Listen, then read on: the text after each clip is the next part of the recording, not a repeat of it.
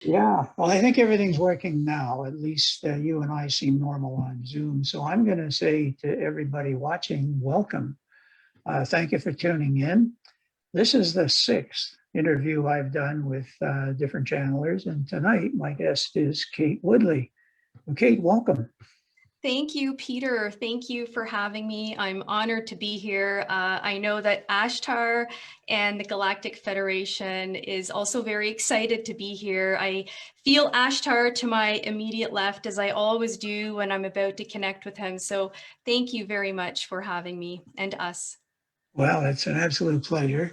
And thanks for putting up with me stumbling around with getting us connected. I think I see something up in the upper left that says live on Facebook. So I think we're right where we should be.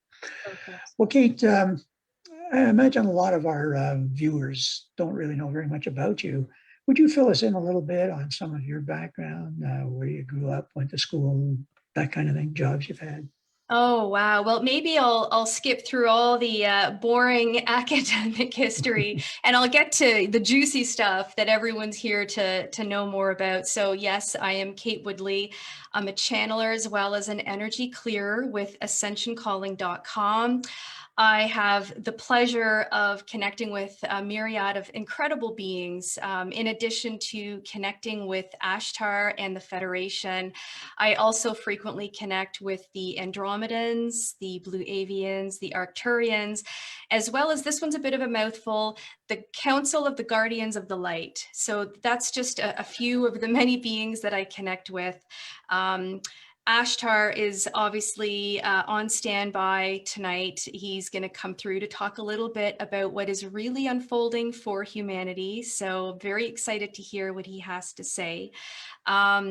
Before we bring Ashtar in, you were asking a little bit about, what I do, a little bit about me. I'll share a little bit about the channeling work that I do. I'm super, super lucky to be able to connect with people all over the world. And through my channeling sessions, I help connect them to who they are at an essential level. This is all about helping them find their life path, their purpose, their mission, if you will, and helping them connect to their innate gifts and abilities. In addition to, giving them a little bit of guidance on that front, my beings are pretty good at identifying emotional blocks that might be preventing people from really getting onto their true path.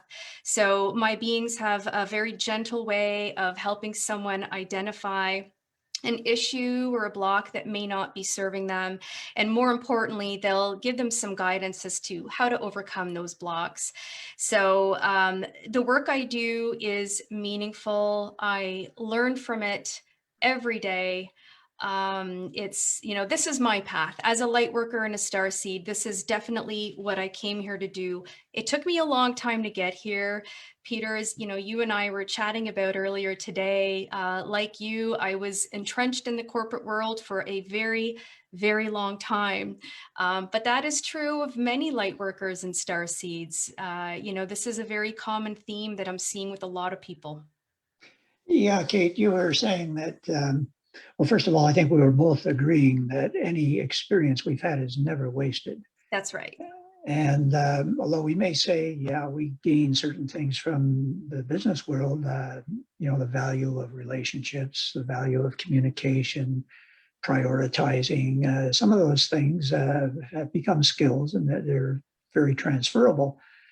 But you spent what you said was a very long time. Kate, you didn't spend that much time. I Oh, spent well, almost 40 24 years. years, 24 years in the corporate world, for some people may not feel like long, but for a light worker who always knew that there was something else I was meant to do, it always felt like just one day too long. But what I've learned in hindsight, and I hope to God that this really helps people out there who also are light workers and star seeds and want to do their light work, is that no time is wasted. We have been exactly where we have meant to be, and that we are exactly where we're meant to be now. A beautiful case in point that I'd love to highlight if I can is the story of an incredible teacher that I had an opportunity to connect with last week. I brought in my beings for her. This teacher is a starseed. She has been teaching, I believe, for about 3 decades, so 30 years. And like many starseeds, she felt that she hadn't been doing enough. She just experienced her awakening a few years ago, and she felt that there was so much time wasted not doing her light work.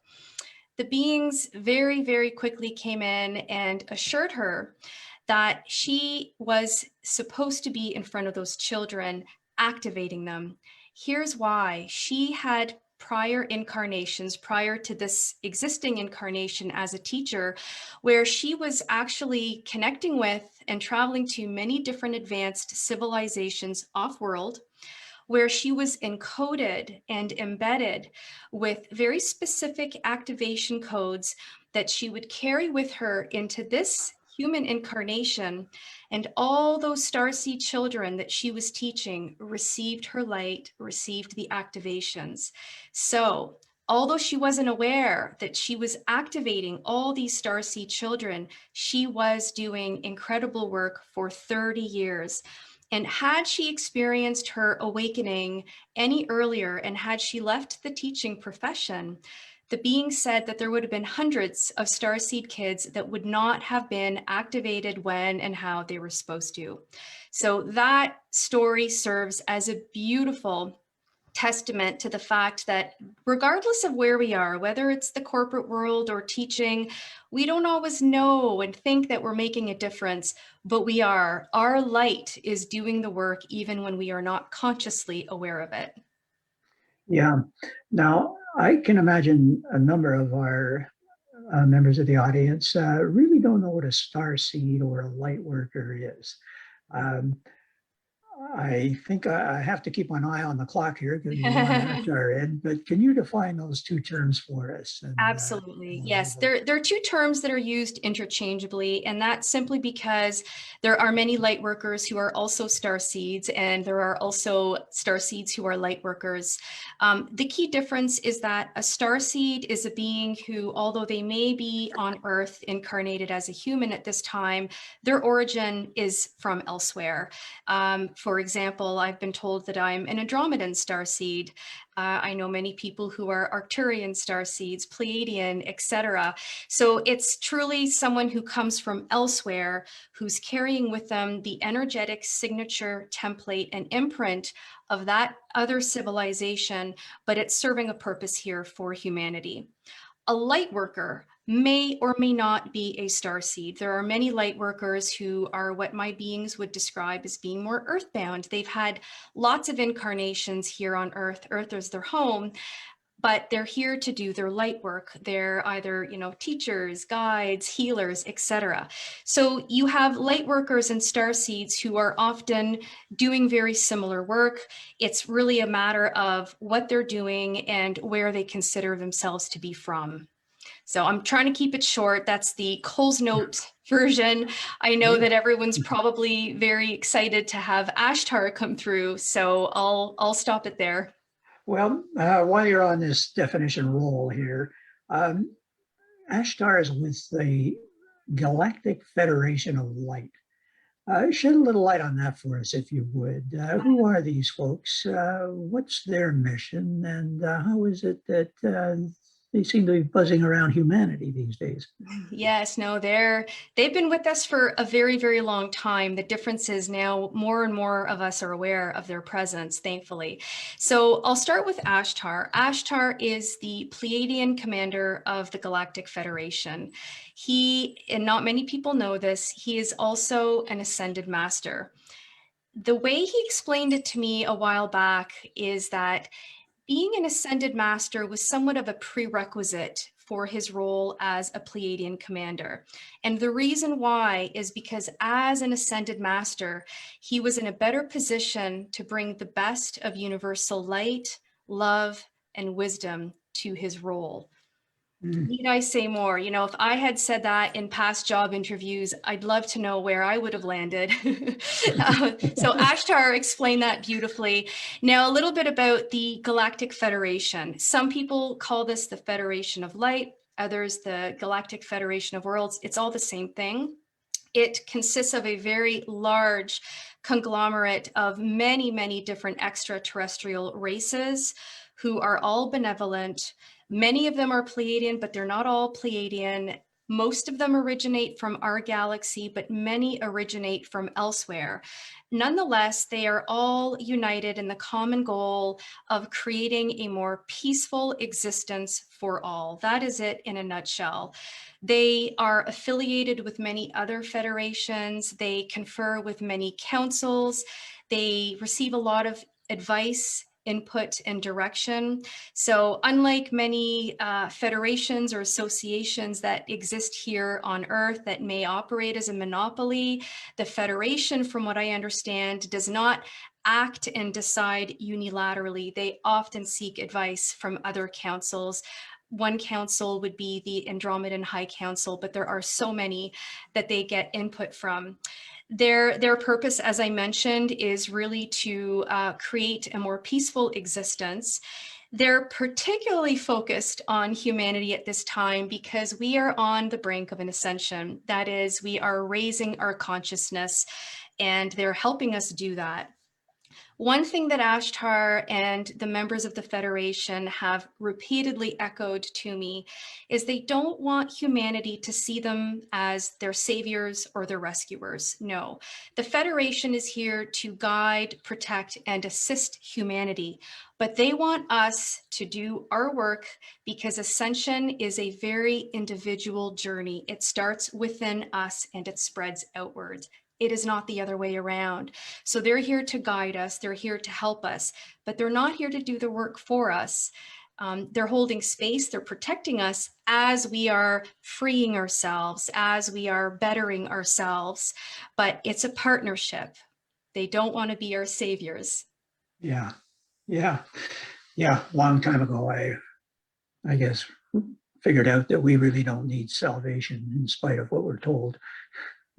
That's where we might need salvation, but that comes from within. Yeah, yeah, yeah. Well, Kate, let's bring the man in. Okay. Yes, yes, absolutely.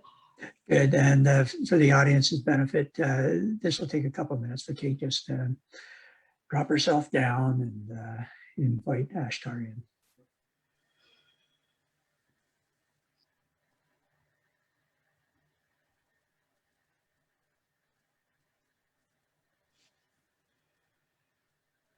Hello, Peter.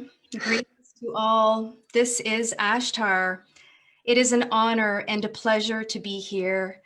I am, as I usually am, connected with a few other members of the Federation. There are 3 other members with me. These are beings that I hold near and dear to my heart. They are, of course, high-ranking members of the Federation who, in and of themselves, carry out very important functions within the Federation. I invite many different people to assist and guide this one, Kate, through this channeling connection, and to ensure that the information that is relayed is exactly what humanity needs at this point in time. So again, we are honored to be here. We would like to take a quick moment to comment on the timing of this event. We will say that you and Kate were compelled to have this session on the summer solstice. It is a very important and energetically symbolic day for humanity, but more so for your Mother Earth, Gaia. The summer solstice energies is, we will say that this is about a rebirth. It is a rebirthing kind of energy that is coming onto your planet at this time. With this rebirth, this is helping to shift humanity as well as Gaia into a higher state of consciousness. This rebirthing truly does come with the doing away of much older, dense, stagnant energy that no longer serves humanity. And it makes way for the ushering in of light, primarily, but not only from your galactic core or your central sun, as you like to say. And this energy, we will say, is paving the way for a faster acceleration in this mass awakening that is at hand. All energy that you have been in receipt of, not only in the past few days, but we will even say in the months and in the past few years, have been pivotal in paving the way for this ascension. For as you know, my dear friends, ascension is a process and a journey. The energy that comes in truly paves the way for your future steps. Every boost of light does something very unique. This particular influx of light and energy, we will say, is helping humanity release some of what has been not only captured and locked within many individuals, but we will also say that which has been locked within Gaia. It is important that you understand, my friends, that what occurs within the human collective, any energy, whether it is positive or negative, is absorbed by Gaia. While she is a powerful energetic transmuter, and while she can clear and release much energy, she too, like any human, sometimes needs help and assistance in doing so. This energy that is coming in during the solstice is creating a pathway for the old energy to very easily move up and out and new energy to move in. Many of you, we will say, particularly those who are light workers and star seeds, and those of you who are sensitive to energy, will feel this energy moving out. But it will be a different experience for all. Some will feel and will be in the process of releasing much of the angst and the confusion that has been permeating within the human collective. For others, this outflow of energy will be more subtle, but there may be some physical symptoms. There may be some fatigue. There may be moments of feeling melancholic or a little more sluggish. This is simply an indication that this energy is moving up and out. Be kind with yourselves. Be good to your bodies. Get much rest. Keep yourselves grounded in order to make this energetic transition easier and smoother for all of you. Well, thank you, Ashtar. And I guess you already answered a number of my questions, but I think there are a number of us who are feeling, a little off balance, a little dizzy. Once in a while, just the energy isn't there. So yeah, I think a lot of people are feeling that. Now, this, I guess, ascension. Is this something that's likely to go on for a long, long time or forever? Or is there a destination at the end of it? And we get there and life is totally different. Can you just shed a little light on that, please? Is it a process or a destination? It is both. It is both. You are still journeying towards ascension. And yes, Peter, you have asked the golden question: when? We cannot begin to tell you how often we hear this. And we so wish that we could provide a specific timeline. But the truth is, my dear friends, is that you are all co-creating this ascension timeline. You are the navigators of how quickly, or even conversely, how slowly this ascension may come about. What I will say is that from our standpoint, it is accelerating. It is accelerating because, as I've mentioned, the mass awakening is accelerating. What is happening is that there are many, many more humans who are awakening, who are beginning to open their spiritual eyes.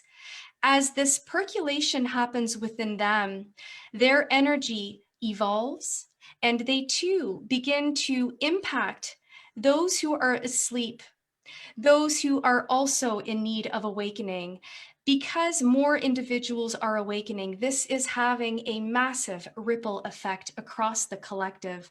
As such, we see that you are journeying towards ascension more quickly. However, this momentum must continue. The work that you are doing, both the individual, internal spiritual work that you are all individually taking on, must continue. You must continue to, we will say, empty yourselves of any issues or blocks that do not serve you. And in the process, you must be patient with those around you who are also offloading their blocks. There is much that is moving through every individual at this time, whether it is that they are emptying and clearing their own internal blocks, or as I have mentioned, whether they are also serving as an output valve for much of the energy that is being released from the collective as well as from your Gaia. This momentum is taking hold. What will happen once the threshold has been achieved and you are very, very close to this threshold or this tipping point? You will come to a point of mass acceleration. This mass acceleration, we will say, will bring about the ascension far more quickly. But from our standpoint, it is difficult for us to predict because this result, this outcome is contingent upon millions within the human collective. What you can all do, as I have mentioned, is hold space for those around you who are beginning to awaken, for those who are beginning to open their eyes to the truth, to the reality of the world around you. There are many ups and downs in the awakening process, as you know. You must support each other, hold each other in the light, particularly when you are going through the more challenging patches in the road en route to ascension. But it is past the point of journeying. It is a beautiful destination. How long it will take, we do not know. This, as I've mentioned, is up to you. Ideally, and when looking down the more likely or prominent timelines, we see that this will accelerate or reach a point of mass acceleration within a few years. However, it is important, particularly for those of you who are awake, that you do not let go, that you do not take a step back once you feel that this tipping point has been reached. No, once the tipping point has been reached, we will say this is when many of you will be called forth to do more active light work. Whether you are going to be acting as guides, teachers, messengers, and healers, with many more humans coming online and awakening, there will be that many more people who will need the support and guidance. So for those of you who are perhaps ahead of the pack, this is your time to do your inner work and prepare for the future work that we will say will perhaps be more intense, but will be very much aligned with why you are here. This is why you are all beginning to access your innate gifts and abilities, whether it is an empathic ability, intuition, the ability to transmute energy or to heal others. You are accessing these gifts because you will be called upon more fully to assist those around you. And so this awakening, this journey to ascension is dependent upon many things, but each of you play a role, whether you are aware of the role that you are playing yet or not. You are here for a reason. Your light serves a purpose. But as this mass awakening continues to take hold, we will say you will be corralled towards your very specific life path and work. You will fall into it, you will be called to it, you will be pushed forth and compelled to do this work. This will be your calling, so to speak. We will comment very briefly on the end result of ascension. For those of you who are already aware of ascension, you know that this is the more peaceful culmination of what you have all endured and experienced on Earth. Humanity is capable of far greater things than what you have witnessed within yourselves. Once you have ascended, you will join the ranks of the ascended, many of your galactic brothers and sisters who have experienced ascension for many long ago. But you will join the ranks with regards to accessing your full bandwidth of abilities. This and some of these abilities will come gradually. There will be many galactics who will guide and teach you how to properly leverage these. But imagine a world and a way of being that is steeped in love, in justice, and in equality, where the motto is service to all as opposed to service to self, where all of your systems and industries are truly customized and geared to serve everyone equally. It will be beneficial to all. The work that you will do will be your heart's calling. It will not come from any place of obligation. It will be fully aligned with what resonates with you in your heart. It will be meaningful, it will be rewarding, and you will also, of course, be privy to wisdom, resources, and technology that will help advance humanity and your civilization beyond your wildest dreams. This end result, we understand you are all keen to taste and savor. But this too is a process. Human consciousness must catch up with the technology and the wisdom that will be shared and imparted with you. There will be a need for you to be students, to learn, to shed your old ways of thinking, to shed the old paradigm in order to embrace the new. There is much to look forward to, but with all change, the road can and may feel bumpy at times. You are experiencing some of these bumps now, but we assure you there is much to look forward to. Hold on to hope. Let hope serve as your true north, as your energetic compass, so to speak. Thank you. Well, thank you. That's an attractive picture of what ascension is. And you did talk about those who may be a little ahead of the pack. And that was a comforting message for them too, and I think very helpful. But how about the great majority who are in the middle of the pack? What can they do to perhaps contribute to the advancement of ascension? We will say for the present moment, they are experiencing what many of the awakened have experienced months or years ago. We will say they are a few steps behind the awakened. As such, their contribution at this time is being carried out in, for the most part, ways that they are unaware of.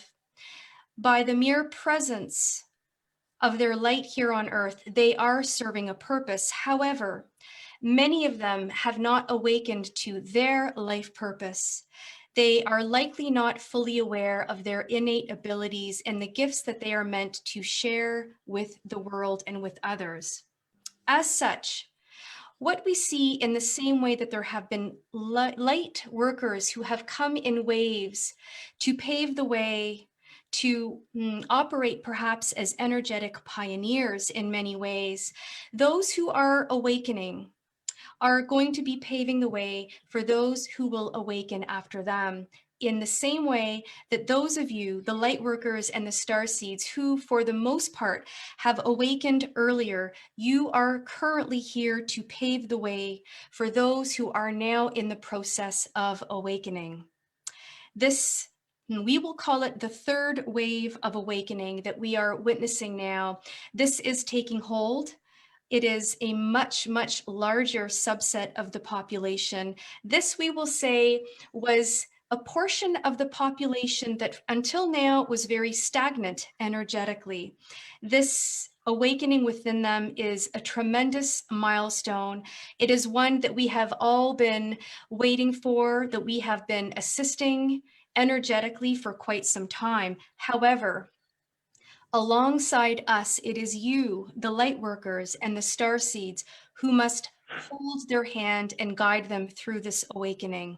Share what you know, sympathize, be compassionate for the process that they are going through, and more importantly, be compassionate towards the rude awakening that they are coming into. They are awakening to the true reality of your world, the reality that you understand, but that until now they were completely oblivious to. So patience and compassion are key. Mhm.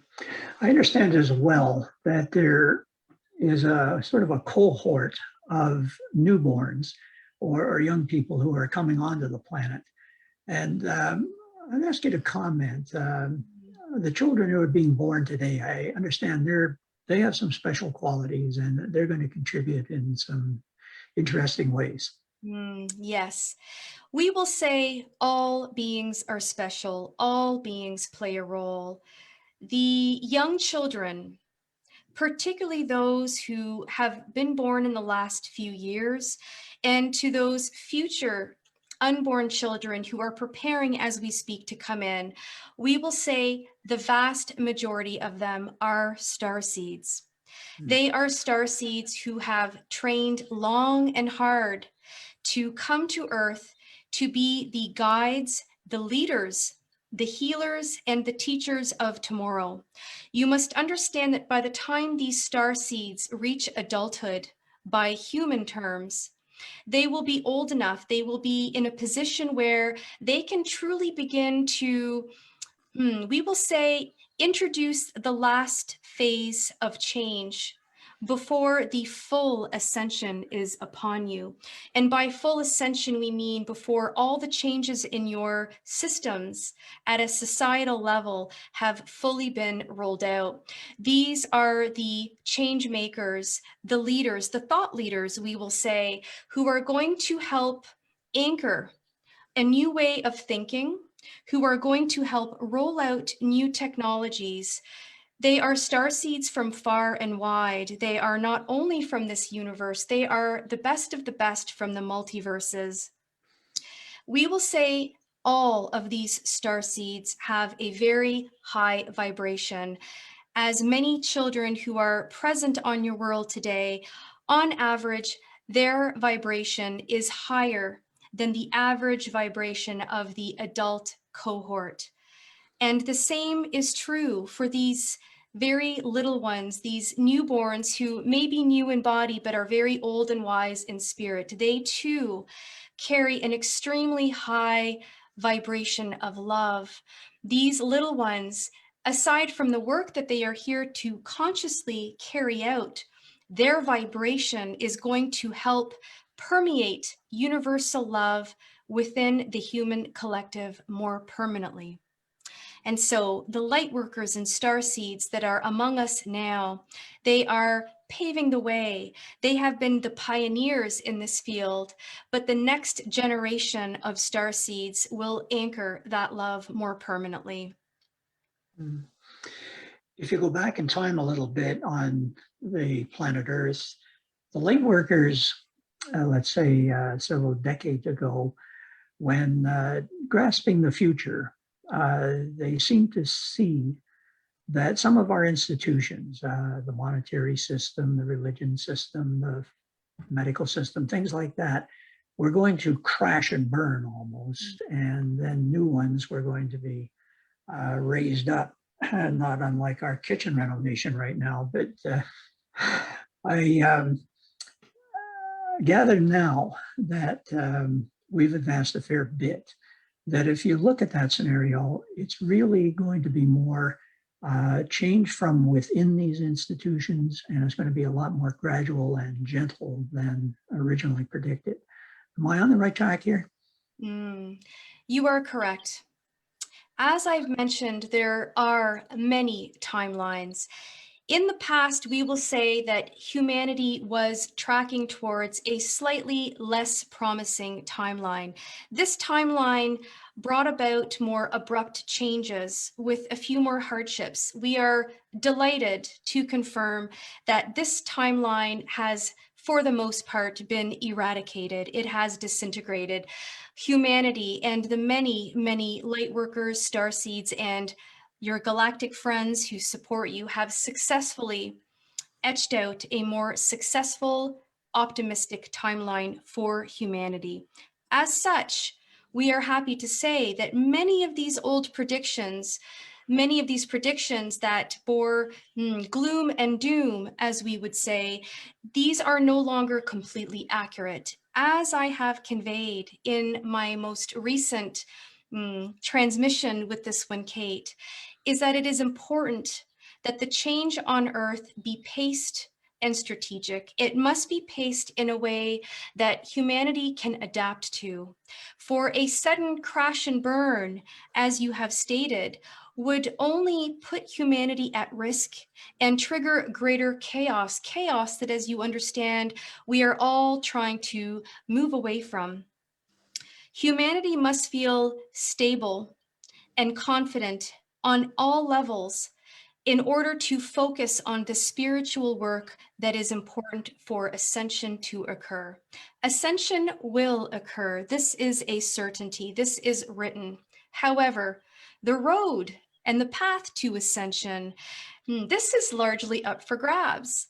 Thankfully, we are now tracking on a very positive timeline, but it is important for all those of you who are awake to hold on to a vision of the future that you desire for yourselves, for your loved ones, and for future generations.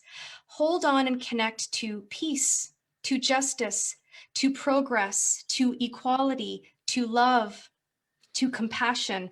These are the qualities, the emotions that will help you continue to carve out a more positive timeline. This does not mean that everything will be sugar-coated. No, as I've mentioned, some changes may be uncomfortable. There may be some changes that humanity will have to adapt to a little bit more quickly, but for the most part, the change has begun. The corporate backbone, the darker, more negative backbone is falling away. And there is a new, we will say, more light-infused backbone and structure that is beginning to take hold. It is, of course, for many, it is still invisible. It is not necessarily manifesting at a physical and concrete level in your reality, but it will. It simply takes some time for the energetic reworking to manifest in your life, in your reality, in time, and we hope sooner rather than later, this will become more obvious and more visible. We will say that there are some industries that are, we will say, certainly on the path to greater justice. There has been new light and new life that has been breathed into these institutions, where there are others, as you are all aware, that are crumbling a little more slowly.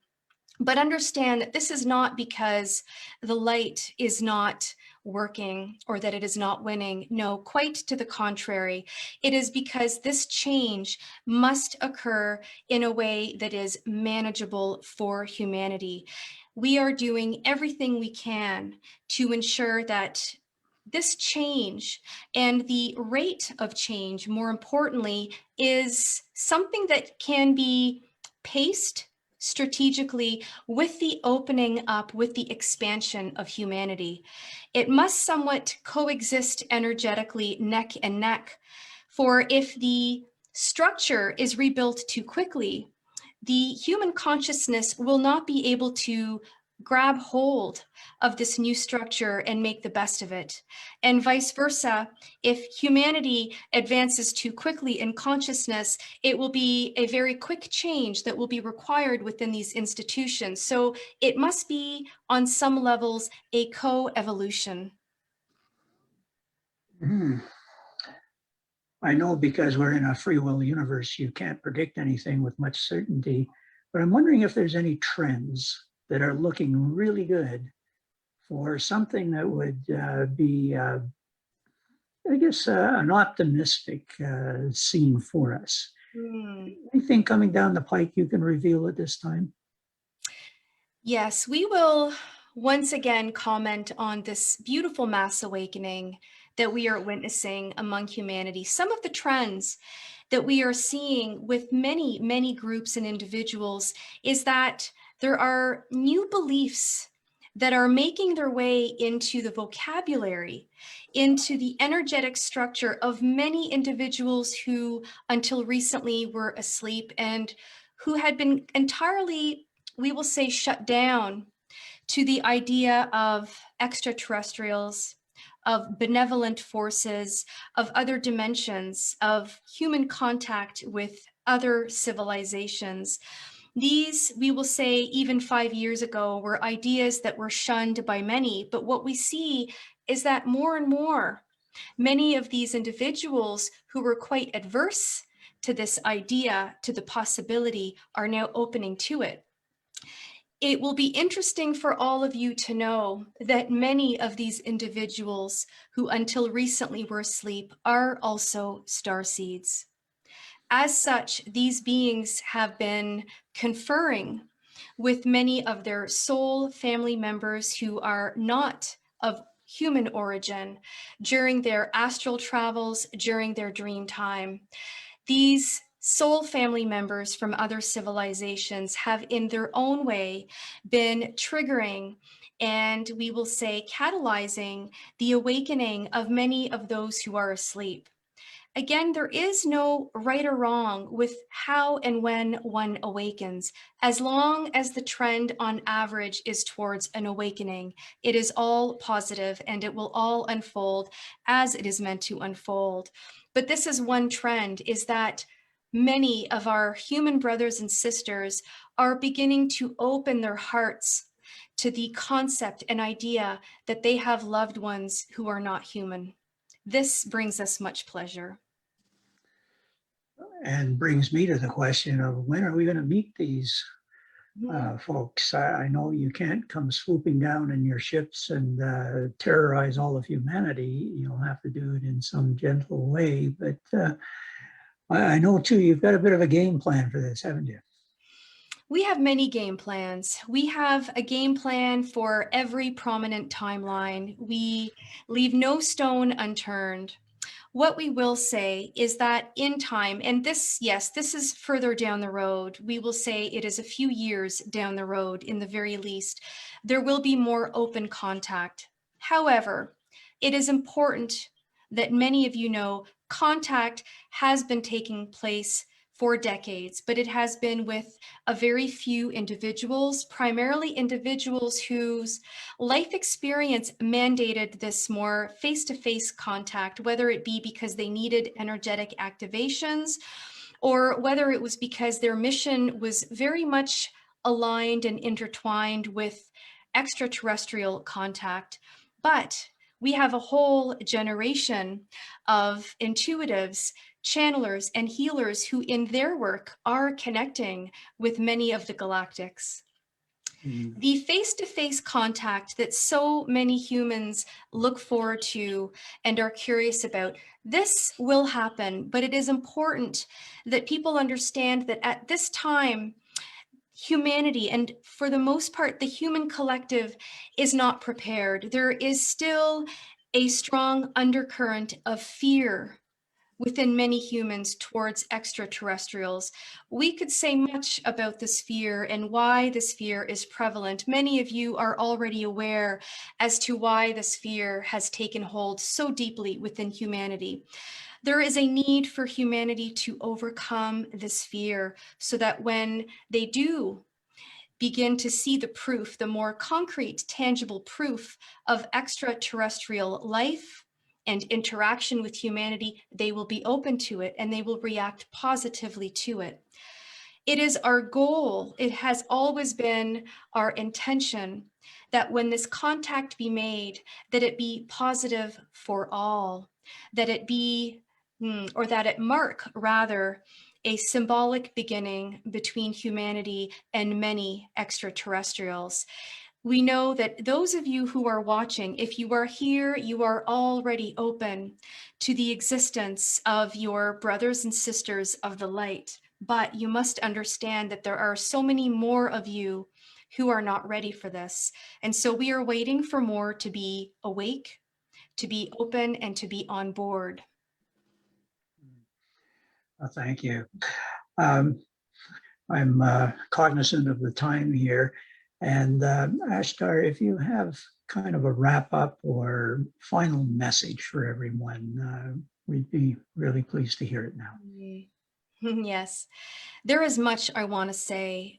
First and foremost, I will say all the members of the Galactic Federation, even those who are affiliated with the Federation, we are in awe of humanity. We are in awe of your resilience, of your courage.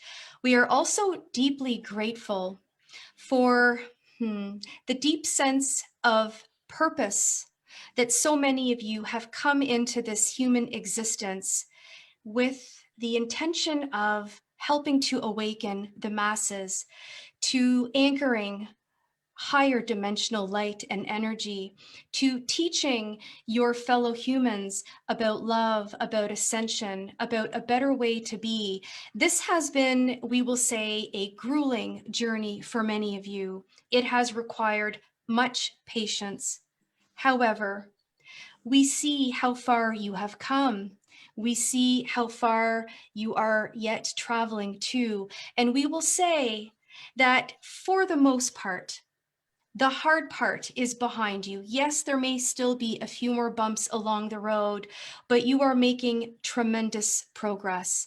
We thank you. We thank you for being on Earth, for bringing your light, for bringing your skills and your gifts and your energy. You are making a difference, and you have the support of, we will say, millions upon millions throughout not only this galaxy, but throughout the multiverses. All eyes are on humanity, and all hearts are towards you, supporting and uplifting you. Thank you.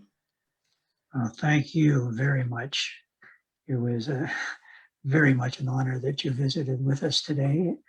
Thank you for all your messages. Thank you for your presence, your influence, and many blessings to you. Thank you. The honor is all mine. Blessing. Well, Kate, you just take your time and come on back. Oh, that was pretty quick. We back. Yeah, it's a little bit like waking up from a nap, although I'm conscious and I'm lucky that I remember all the information that comes through. There's just a little bit of an adjustment energetically that has to happen. And as I always like to do, I always like to take a moment to thank the beings, in this case, Ashtar and some of the members of the Federation for their presence. When I connect with him, I always feel his humility, his compassion, his honesty. He truly loves and admires humanity. I feel that very strongly and genuinely from him. Mm-hmm. Yeah, it seems to come through in tone and the words he chooses. Yeah, yeah, and that's an interesting point he made about overall humanity has this embedded fear. Mm-hmm. And I can imagine that some of what he was alluding to is that the ETs have been here before and they haven't treated us all that well. And there is some of that ancestral memory still in our bones or DNA, wherever it resides. And, That's right. Yeah, and to add to that, Peter, everything you said is accurate. But if you also look at, mainstream media, at a lot of the movies that we grew up with, there are a lot of movies about negative ETs invading and conquering and murdering. And so we've been conditioned, we've been programmed to innately fear anything that is unknown to us. When you look at the amount of movies or media about negative ETs versus positive ETs, I can only off the top of my hand think of a couple movies where the extraterrestrials were positive, and that would be Mhm. Close Encounters of the Third Kind and Yeah. E.T. There may be others, but for the most part, they've been gloom and doom movies. And that has certainly, had an impact on so many of us. I can't tell you how many people I know who are deathly afraid of aliens and they don't know why. Yeah. Yeah. So I can see the point. And somebody asked Bashar about this one time. When are you guys going to land? And he said, well, wait a minute. Why should we? Right. We That's come from right. a pristine planet where everybody loves each other. You want us to touch down here where you're shooting and polluting? And it's That's what's right. good And for us. until we can learn to appreciate the differences within humanity and, coexist peacefully, you have to understand the reluctance on their part somewhat. They want to see us kind of reach a point of unity among ourselves as a human race before we can even begin to fathom that connection with these extraterrestrials. I mean, they don't look like us. I sometimes when I close my eyes and channel, it looks a little bit like the cantina in Star Wars.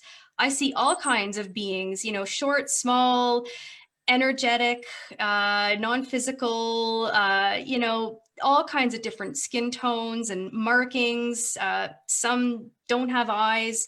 I've seen it all. Yeah. So imagine introducing a human to that. It's going to take some getting used to, no doubt. Apparently, some of the insects on our planet are really models, you might say, of civilizations that really exist.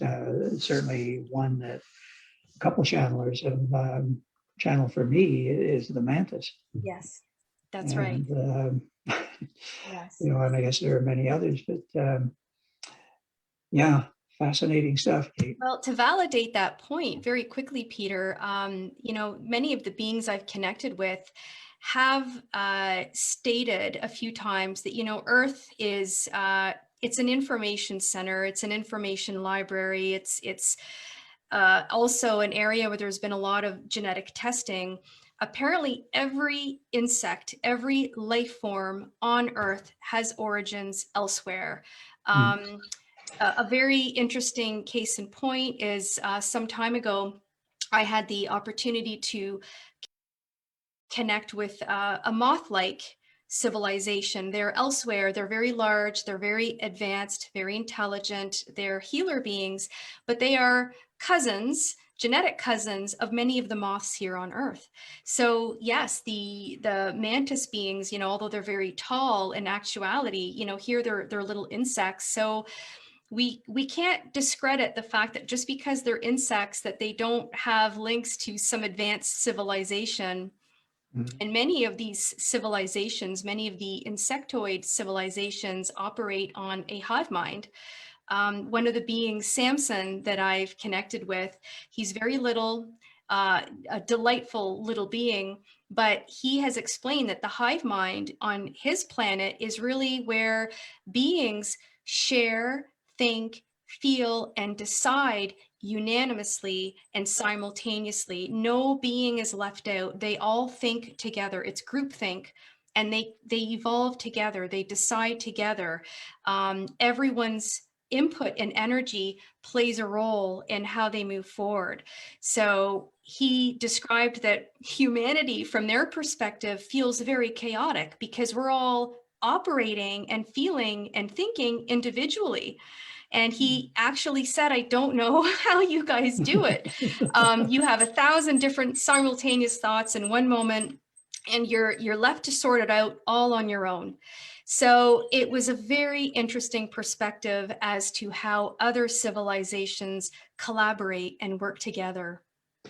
And it's interesting, further to what you say, that they are observing us in many respects, trying to figure us out. Yes. Our range of emotion or emotionality is much greater than just about anybody's. Yes. Yeah, that's And right. yeah, I guess this free will and individuality, it's not it's not everywhere by any stretch. There's universes where there isn't free will, apparently. Yes, that is right. And Um, there are universes that are devoid of love. And so mm, that's part of our mission here, to make sure that love remains the fabric of our universe. mhm. Well, Kate, the hour is drawing near, and I know you and I could Nice. just kick the ball around like this for quite a bit.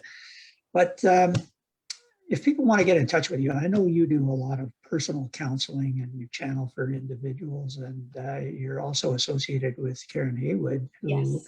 the two of you Fabulous are, healer. yeah, an outstanding healer and channeler. But Yes. yeah, most of her energy is towards healing these days. And anyway, you two form Ascension Calling. But if somebody wants to get in touch with you, what's the best way to do that? Yeah, I would direct anyone to www.ascensioncalling.com. There they'll find me and Karen Haywood. I also invite people who are interested in listening to, free channeled messages from either Ashtar or many of our other beings, to visit the website and go to the free channelings tab, where there's lots and lots of great channeled information and messages that's accessible for Yeah. free. So they can find me if they want to have a private channeling session with me, or if they're just interested in the channeled information, we welcome that as well. If I were a client and I approached you and said, I would like to deal with Ashtar, or I would like to deal with an Arcturian, just how wide a range of service are you providing here? Yeah, well, that's a really good question. Ashtar has come through a couple times during one-on-one sessions, but only if the question had to be answered by him and if that individual is a member of the Federation and he knows them. Mm, But generally, he's explained to me that he's not well versed or well trained in the art of connecting specifically with someone's essence and someone's beings. The beings that I connect with, such as the blue avians, the Arcturians, the Andromedans, they're well trained in connecting with someone's spiritual entourage. But that said, if someone specifically wants to connect to the Arcturians or the avians, I can do that. Though I do like to set the intention that whatever being or beings are in the best position to assist that person and answer their questions, that those are the beings that come through. I don't always have that yeah. insight ahead of time. I leave it to the beings. Yes, and quite valid. I've experienced that. I might be talking to the Pleiadians and have a technical question, and they say, "Hold on, there's some techie people Arcturians, here," that's right. and and Yes. they come. Yes, Um, yes, they have their areas of expertise, so to yeah. speak. Yes. I've had experiences where some people who are beginning to channel perhaps don't set it up absolutely correctly, and they may get a being who hasn't had any experience channeling through humans, has no experience with the English language, Mm, and doesn't know much about humanity. So, pretty quickly we toss them and get, and I'm saying, okay, if somebody wants to start channeling, let's start with maybe a fifth dimension or sixth dimension being, someone like the Pleiadians or Andromedans, who are pretty close to humanity. And yeah, if you've got a talent to go for the high vibrational ones later, yeah, you can kind of step it up, and some do that. And I guess in my adventures with individuals who are channeling, I've certainly come to learn that you do it in baby steps, and you take your time, and but it's amazing. A number of people now are channeling source. that's right. Yes, And yes. And there are many aspects and extensions of source, that kind of come through in different forms and whatnot. But it is important that people know. I do believe that anyone has the ability to channel. It's kind of like learning to play an instrument. It may take a little bit of fine tuning, training, and lots of practice, lots and lots of practice, but you can get there. But like any musical instrument, you may be a natural at it, or you may need to work a little bit harder at it. But I do believe that channeling comes with the ascension process. It's about being able to connect energetically and telepathically with other beings. Yeah. As a facilitator, I guess at this point I've worked with 39 people who have all channeled. And the question I often get is, can I channel? And yeah, the answer really is everybody's, or almost everyone is capable, but are you ready? And that's often the difference that, no, there's got to be a lot of clearing happen. There's got to be a few things in place. Are you ready? And yeah, is it the right time for you to channel? Once you channel, things, your life can go in a different direction, and maybe it's not time for your life to change. Maybe there's still things that you need to learn and experience. So I always tell people that you have to allow things to unfold in divine timing and just trust that it'll happen when it's right for them. Yeah, yeah, right on. Well, on that note, Kate, we better end it. Don't you go away, but I'm going to say goodnight to the audience. I don't know if you're going to tune into the hockey game tonight, but the semifinals for the Stanley Cup are on. Yeah, I'll be you're there showing our shortly. Canadian colors. Yes. Yeah. So I'm going to get along, but thank you very much, everyone, for tuning in. It was wonderful to have you. And we'll continue to do these things. Just watch for our announcements, and we'll have more. Bye for now. Bye. Thank you. Oh, let me just